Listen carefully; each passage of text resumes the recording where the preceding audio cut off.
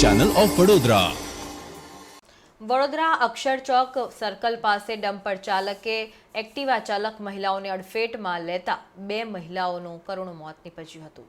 વડોદરા શહેરના અક્ષર ચોક સર્કલ પાસે ગત રાત્રિએ ડમ્પર મિક્સર મશીનના ચાલકે આ માર્ગ ઉપરથી પસાર થઈ રહેલા એક્ટિવા મહિલા ચાલકને ટક્કર મારતા અકસ્માત સર્જાયો હતો।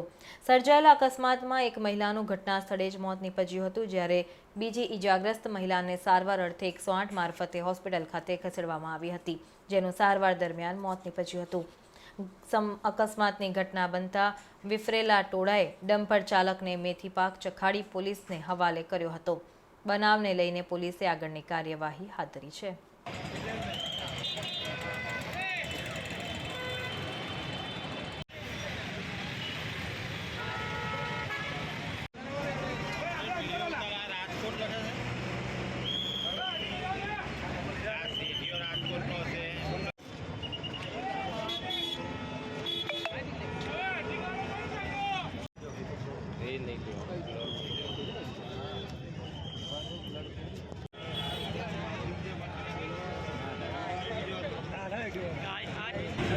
છોકરી બી એ સાઈડ હતી, ડ્રાઈવર બી ટ્રક બી એ સાઈડ હતો। ટ્રક વાળા બ્રેક જ ના મારી, કંટ્રોલમાં રહે ને એ પીધેલો હતો ડ્રાઈવર।